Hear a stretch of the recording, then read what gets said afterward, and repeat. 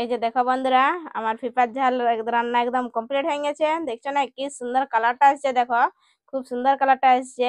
চলো তাহলে তোমরা দেখতে দেখো ফুল ভিডিও আমি কিভাবে রান্না করলে ফিফার ঝাল।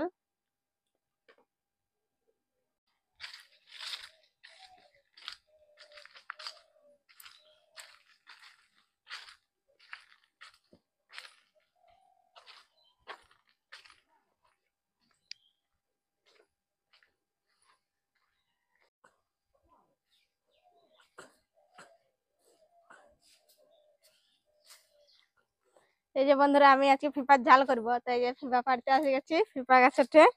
তো দেখছি যখন ফিফাটা বড় সেটা আমি পাড়ে নিবো। দেখছো না দমে ফলেছে ফিফা, উপর দিকে আরো দমে আছে, তো পাড়তে পারবো না। এই নিচের আমি পাড়ে নিবো।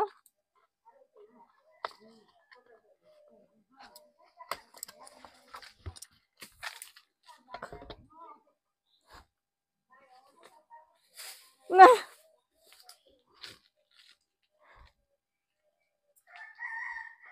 কত ফিফা ধরেছে দেখো গাছ গায়ে দমে ফিফা আছে। তো এই যে আমি একটা পাড়ে নিচ্ছি।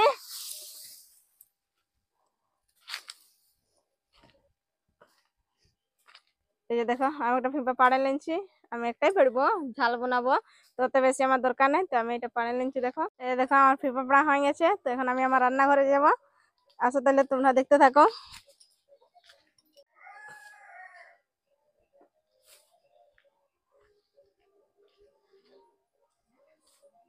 এই যে দেখো ফিফাটা দামে নিয়ে আলে।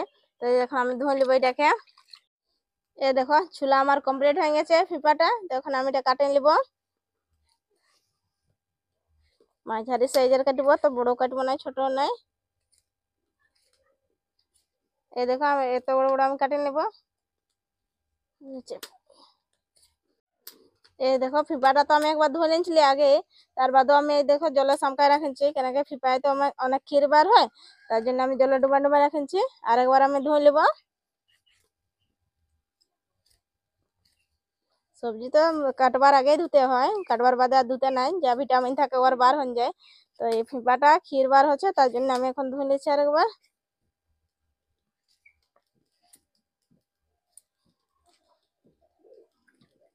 আমি এক এক করে সবগা কাটে নেবো এখন।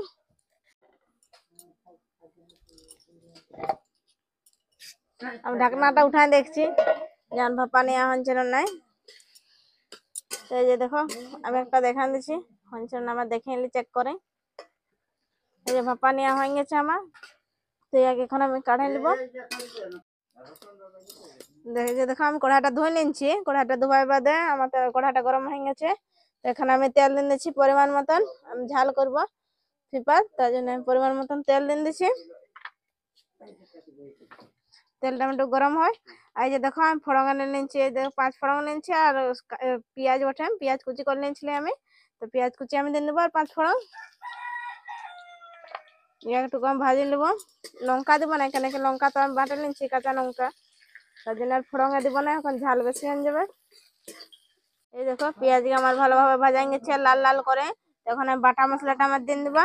এই দেখো পেঁয়াজ বাটেছি, লঙ্কা আছে, আদা আছে, আর রসুন বাটানো হয়ে গেছে, আমি বাটা নিয়েছি শিলনোড়ায়। তো এখন আমি দিয়ে দিচ্ছি বাটাটা। এটাকেও আমি একটু ভাজে নেব। এই দেখো বাটা মশলাটা আমার ভালোভাবে ভাজা গেছে, পেঁয়াজ রসুন আদা লঙ্কা ভাজা গেছে। যে দেখো তেল ছাড়ছে। তো আমি এক এক করে গুঁড়া মশলা দিয়ে দিব। এখানে আমি দিয়ে দেবো হলদি পাউডার দিয়ে দেবো পরিমাণ মতন,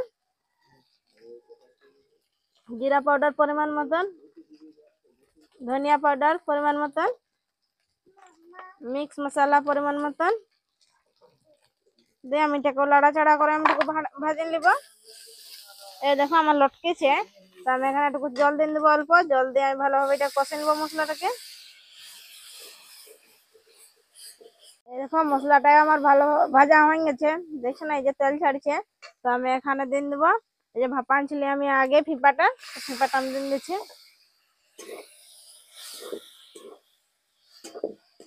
দেখো ভালোভাবে আমি নাড়াচাড়া করে কষে নেবো। এই দেখো কষা আমার হয়ে গেছে। তো আমি এখানে জল দিয়ে দেবো।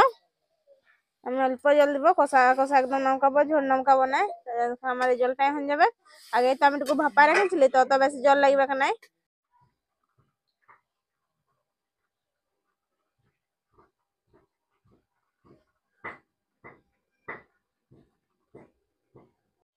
এই যে দেখো বন্ধুরা, ফিফার ঝাল আমার কমপ্লিট হয়ে গেছে। দেখছো না, একদম ঝোল রাখি নাই, কষা কষা আমি নামকাবো। এটাকে এখন নামকাই লিছি।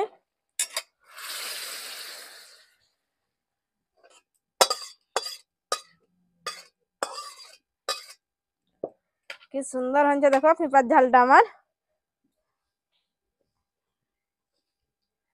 এই যে দেখো বন্ধুরা, আমার ফিফার ঝাল একদম রেডি হয়ে গেছে রান্না।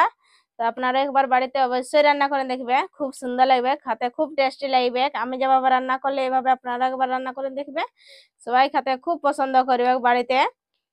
আজ বা ভিডিওটা ভালো লাগলো বন্ধুরা, তো লাইক কমেন্ট শেয়ার আর সাবস্ক্রাইব করতে ভুলবেন না বন্ধুরা। আজকের জন্য বাই, আবার দেখা হবে তোমার সাথে নতুন ভিডিও নিয়ে।